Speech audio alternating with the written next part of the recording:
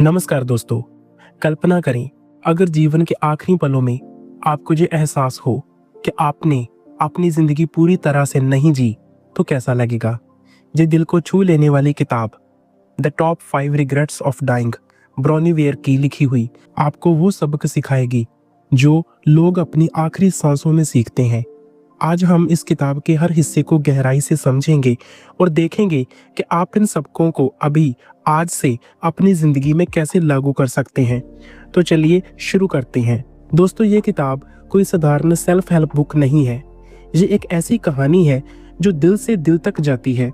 Brownie where, एक ऑस्ट्रेलियाई nurse, ने इस किताब में उन अनुभवों को साझा किया है जो उन्होंने अपने मरीजों के साथ बिताए। वो लोग जो अपनी जिंदगी के आखिरी दिनों में थे, उनकी बातों से, उनके दुख से और उनके पछतावों से ब्रॉनी ने कुछ ऐसे सबक सीखे जो हम सभी के लिए जीवन बदलने वाले हो सकते हैं। ये किताब सिर्फ मृत्यु के बारे में नहीं है, ये जीवन के बारे में है। ये बताती है कि हम कैसे एक ऐसी जिंदगी जी सकते हैं जिससे आखिरी सांस लेते समय हमें कोई पछतावा ना हो। ये सफर शुरू हुआ एक ब्लॉग पोस्ट से जो ब्रॉनी ने 2009 में लिखा था। वह पोस्ट इतनी वायरल हुई कि दुनिया भर में लाखों लोगों ने उसे पढ़ा और फिर ये किताब बनी जो अब 30 से ज़्यादा भाषाओं में अनुवादित हो चुकी है। आज हम इस किताब के हर हिस्से को खोल कर देखेंगे और मैं आपको बताऊंगा कि ब्रॉनी ने अपने मरीजों से क्या सीखा और कैसे आप इन सबकों को अपनी ज़िंदगी में आज से लागू कर सकते हैं। ये एक लंबा और भावनात्मक सफ़र होगा, तो एक गहरी सांस लें और चलिए इस किताब की दुनिया में गोता लगाते हैं। ब्रॉनी वेयर की कहानी अपने आप में एक प्रेरणा है। वह कोई ऐसी इंसान नहीं थी जो हमेशा से जानती थी कि उन्हें क्या करना है। उनकी जिंदगी भी हमारी तरह उतार चढ़ाव से भरी थी। वह एक ऐसी महिला थी जो अपनी जिंदगी में कुछ गहरा अर्थ खोज रही थी। वह बैंक में काम करती थी, लेकिन वह उन्हें सुकून नहीं मिला। फिर उन्होंने अपनी जिंदगी में एक बड़ा फैसला लिया। वह नर्स बन गई। ये एक ऐसा काम था जिसमें वह उन लोगों की देखभाल करती थी जो अपनी जिंदगी के आखिरी पड़ाव पर थे। ब्रॉनी बताती है कि ये काम आसान नहीं था।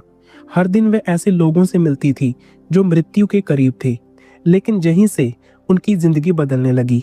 उनके मरीज सिर्फ मरीज नहीं थे, वह उनके गुरु बन गए। हर मरीज की अपनी कहानी थी, अपने सपने थे और अपने पछतावे थे। ब्रॉनी ने इन कहानियों को सुना और धीरे धीरे उन्होंने एक पैटर्न देखा। बार बार वही 5 पछतावे सामने आ रहे थे।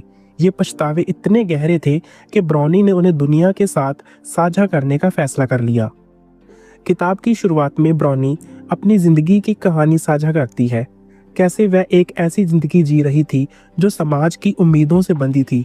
वह बताती है कि वह खुद को खो चुकी थी, लेकिन जब उन्होंने अपने मरीजों की कहानियां सुनी तो उन्हें एहसास हुआ कि जिंदगी को पूरी तरह से जीने का मौका अभी भी है।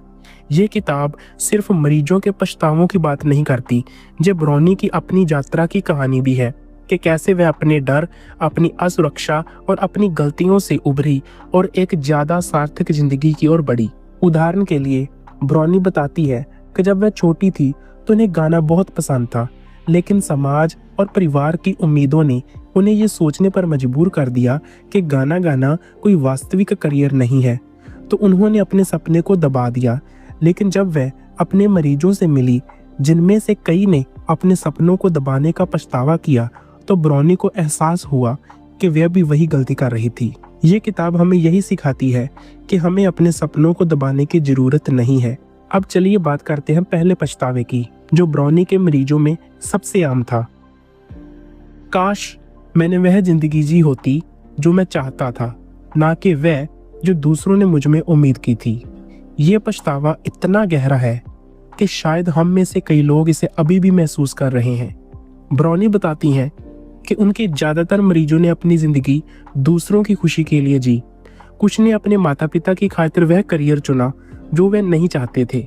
कुछ ने शादी इसीलिए की क्योंकि समाज ने कहा कि अब समय हो गया है, और कुछ ने अपने सपनों को इसलिए छोड़ दिया क्योंकि उन्हें डर था कि लोग क्या कहेंगे। ब्रॉनी एक मरीज ग्रेस की कहानी साझा करती है। ग्रेस एक ऐसी महिला थी जिन्होंने अपनी पूरी जिंदगी अपने पति और बच्चों के लिए समर्पित कर दी। वह हमेशा से एक पेंटर बनना चाहती थी, लेकिन उनके पति को ये विचार पसंद नहीं था। उन्हें लगता था कि ये समय की बर्बादी है। ग्रेस ने अपने सपने को दबा दिया और एक हाउसवाइफ की जिंदगी जीने लगी। लेकिन जब वह अपने आखिरी दिनों में थी तो उन्होंने ब्रॉनी से कहा, मुझे नहीं पता कि मैं कौन थी। मैंने अपनी पूरी जिंदगी दूसरों के लिए जी, लेकिन मैंने कभी खुद को नहीं जिया। ये सुनकर ब्रॉनी का दिल टूट गया। ग्रेस की कहानी हमें ये सिखाती है कि हमें अपनी जिंदगी की कमान अपने हाथों में लेनी होगी। ये आसान नहीं है। समाज, परिवार, दोस्त सभी की अपनी उम्मीदें होती हैं, लेकिन अगर हम सिर्फ दूसरों को खुश करने के लिए जिएंगे तो एक दिन हमें ये पछतावा होगा कि हमने अपने दिल की क्यों नहीं सुनी। ब्रॉनी कहती है कि ये पछतावा सिर्फ बड़े सपनों के बारे में नहीं है, कभी कभी ये छोटी छोटी चीजों के बारे में भी होता है, जैसे अपने लिए समय निकालना, अपनी पसंद का खाना बनाना या वह हॉबी अपनाना जो हमें खुशी देती है। यहाँ एक और उदाहरण है जॉन नाम के एक मरीज का। जॉन एक सक्सेसफुल वकील थे, लेकिन वे हमेशा से एक लेखक बनना चाहते थे। उनके पिता चाहते थे कि वे वकालत करें और जॉन ने उनके लिए ये रास्ता चुना। लेकिन अपने आखिरी दिनों में जॉन ने ब्रॉनी से कहा कि वे हर दिन अपनी किताब लिखने का सपना देखते थे, लेकिन डर की वजह से कभी कदम नहीं उठा पाए। ब्रॉनी ने जॉन की इस बात से सीखा कि हमें अपने डर का सामना करना होगा। ये पछतावा हमें सिखाता है कि हमें अपने दिल की आवाज़ सुननी चाहिए, चाहे वह कितनी भी असंभव लगे। अब आते हैं दूसरे पछतावे पर। काश मैंने इतनी मेहनत नहीं की होती। ये पछतावा खासकर पुरुषों में बहुत आम था, लेकिन महिलाएं भी इसमें अछूती नहीं थी। ब्रॉनी बताती हैं कि उनके कई मरीजों ने अपनी जिंदगी का ज्यादातर समय काम में बिताया। वह सुबह से रात तक ऑफिस में रहते, ओवर टाइम करते और अपने परिवार, दोस्तों और खुद के लिए समय नहीं निकाल पाते। एक मरीज टॉम की कहानी दिल को छू लेने वाली है। टॉम एक बिजनेसमैन थे जिन्होंने अपनी जिंदगी अपने करियर को बनाने में लगा दी। वे अपने बच्चों के साथ समय बिताना चाहते थे, लेकिन हमेशा सोचते थे कि अभी समय नहीं है, बाद में कर लेंगे। लेकिन जब वे अपने आखिरी दिनों में थे तो उन्हें एहसास हुआ कि उनके बच्चे अब बड़े हो चुके हैं और वे उनके बचपन के वो कीमती पल कभी वापस नहीं ला सकते। टॉम ने ब्रॉनी से कहा, मैंने पैसे कमाए लेकिन मैंने जिंदगी खो दी। ये पछतावा हमें ये सिखाता है कि काम जरूरी है, लेकिन वह हमारी जिंदगी का मकसद नहीं होना चाहिए। ब्रॉनी कहती है कि हमें अपने लिए, अपने परिवार के लिए और उन चीजों के लिए समय निकालना चाहिए जो हमें खुशी देती है। ये जरूरी नहीं कि आप अपनी नौकरी छोड़ दें, लेकिन हमें ये सीखना होगा कि काम और जिंदगी में संतुलन कैसे बनाया जाए। उदाहरण के लिए ब्रॉनी ने एक और मरीज मारिया की कहानी साझा की, जो एक स्कूल टीचर थी। मारिया हमेशा अपने स्टूडेंट्स के लिए एक्स्ट्रा टाइम निकालती थी, लेकिन अपने लिए कभी समय नहीं निकाल पाई। अपने आखिरी दिनों में मारिया ने कहा कि उन्हें पछतावा है कि उन्होंने कभी वह ट्रिप नहीं ली जो वो लेना चाहती थी। तीसरा पछतावा है, काश मैंने अपनी भावनाओं को व्यक्त किया होता। ब्रॉनी बताती है कि उनके कई मरीजों ने अपनी भावनाओं को दबाया क्योंकि उन्हें लगता था कि इससे शांति बनी रहेगी, लेकिन इस दबाव ने उनके रिश्तों को नुकसान पहुंचाया। कुछ लोग अपने परिवार से नाराज थे लेकिन कभी कुछ नहीं बोले। कुछ लोग अपने दोस्तों से प्यार जताना चाहते थे लेकिन डर की वजह से चुप रहे। एक मरीज रॉब की कहानी इस पछतावे को बहुत अच्छे से दर्शाती है। रॉब के अपने भाई के साथ कई सालों से मतभेद थे। एक छोटी सी गलतफहमी की वजह से उन्होंने अपने भाई से बात करना बंद कर दिया था।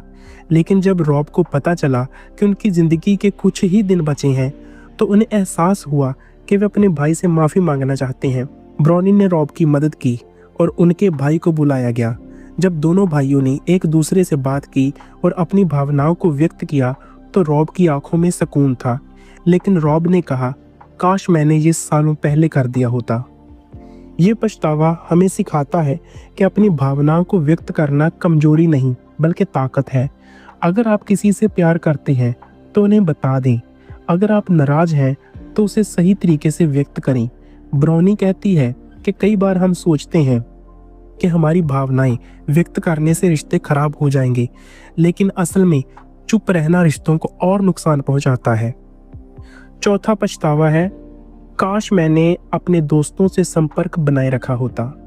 ब्रॉनी बताती हैं कि उनके मरीजों को अपनी ज़िंदगी के आखिरी दिनों में अपने पुराने दोस्त बहुत याद आते थे, लेकिन ज़िंदगी की भाग-दौड़ में वे उन दोस्तों से दूर हो गए थे। कुछ ने सोचा कि वो बाद में संपर्क करेंगे, लेकिन वह बाद कभी नहीं आया। एक मरीज एलिजाबेथ की कहानी इस पछतावे को बहुत अच्छे से समझाती है। एलिजाबेथ और उनकी सबसे अच्छी दोस्त सारा स्कूल के समय से दोस्त थे, लेकिन जब एलिजाबेथ की शादी हुई और वे अपने परिवार में व्यस्त हो गई, तो धीरे धीरे उनका सारा से संपर्क कम हो गया। अपने आखिरी दिनों में एलिजाबेथ ने ब्रॉनी से कहा कि उन्हें सारा की बहुत याद आती है। ब्रॉनी ने सारा को ढूंढने में उनकी मदद की और जब दोनों दोस्त मिली तो उनकी आंखों में आंसू थे, लेकिन एलिजाबेथ ने कहा, मैंने इतने साल बर्बाद कर दिए। ये पछतावा हमें सिखाता है कि दोस्ती एक अनमोल तोहफा है। हमें अपने दोस्तों के लिए समय निकालना चाहिए। एक छोटा सा फोन कॉल, एक मैसेज या एक मुलाकात, ये छोटी छोटी चीजें हमारे रिश्तों को जिंदा रखती हैं। ब्रॉनी कहती हैं कि जिंदगी की भागदौड़ में हम अक्सर ये भूल जाते हैं कि हमारे दोस्त हमारी जिंदगी को कितना खास बनाते हैं। अब आते हैं आखिरी और सबसे गहरे पछतावे पर। काश मैंने खुद को और खुश रहने दिया होता। ब्रॉनी कहती है कि ये पछतावा सुनकर उन्हें सबसे ज्यादा आश्चर्य हुआ।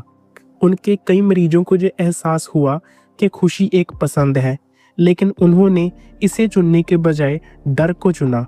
वे अपनी जिंदगी में बदलाव लाने से डरते थे, क्योंकि उन्हें लगता था कि पुरानी जानी पहचानी चीजें ज्यादा सुरक्षित है। एक मरीज स्टैन की कहानी इस पछतावे को बहुत अच्छे से दर्शाती है। स्टैन एक ऐसे रिश्ते में थे जो उन्हें खुशी नहीं देता था, लेकिन वे बदलाव से डरते थे क्योंकि उन्हें लगता था कि अकेले रहना और भी बुरा होगा। अपने आखिरी दिनों में स्टैन ने ब्रॉनी से कहा, मुझे नहीं पता कि मैंने इतने साल नाखुशी में क्यों बिताए। मैं और खुश रह सकता था अगर मैंने कोशिश की होती। ये पछतावा हमें सिखाता है कि खुशी हमारे अपने हाथों में है। हमें उन चीज़ों को छोड़ना सीखना होगा जो हमें खुशी नहीं देती, चाहे वह एक नौकरी हो, एक रिश्ता हो या एक आदत। ब्रॉनी कहती हैं कि खुशी का मतलब ये नहीं कि हर दिन सब कुछ परफेक्ट हो। खुशी छोटी छोटी चीज़ों में है, जैसे अपने लिए समय निकालना, प्रकृति का आनंद लेना या बस एक पल के लिए रुककर मुस्कुराना। दोस्तों, the top 5 regrets of the dying सिर्फ एक किताब नहीं है, ये एक जागृति है। ब्रॉनी वेयर ने हमें दिखाया कि हमें मरने का इंतजार करने की जरूरत नहीं है कि हमें अपनी जिंदगी की कीमत समझाए। ये 5 पछतावे, अपनी इच्छाओं को जीना, काम और जिंदगी में संतुलन बनाना, अपनी भावनाओं को व्यक्त करना, दोस्तों से संपर्क में रहना और खुद को खुश रखना, ये सब हमें अभी आज से लागू करने की जरूरत है। कल्पना करें कि आप अपनी जिंदगी के आखिरी दिन में हैं। आप क्या चाहोगे? कि आप ये सोचना चाहोगे कि काश आपने और हंसा होता और प्यार किया होता और अपने सपनों को जिया होता, या आप ये सोचना चाहोगे कि आपने एक ऐसी जिंदगी जी जो आपके दिल के करीब थी। ये किताब हमें यही सिखाती है कि हमारे पास अभी समय है, अभी बदलाव का समय है। तो आज ही एक छोटा सा कदम उठाएं, अपने किसी पुराने दोस्त को कॉल करें, अपने दिल की बात किसी से कह दें, अपनी पसंद की चीज करें और सबसे जरूरी, खुद को वह खुशी दे जिसके आप हकदार हैं। ये किताब हमें याद दिलाती है कि जिंदगी अनमोल है और इसे जीने का मौका हमें सिर्फ एक बार मिलता है, तो इसे पूरे दिल से जिए। अगर आपको ये वीडियो पसंद आया हो तो इसे लाइक करें, अपने दोस्तों के साथ शेयर करें और हमारे चैनल को सब्सक्राइब करें। अपनी ज़िंदगी में इन सबकों को लागू करें और हमें कमेंट में बताएं कि आपने क्या सीखा। नमस्ते और अपनी ज़िंदगी को और खूबसूरत बनाइए।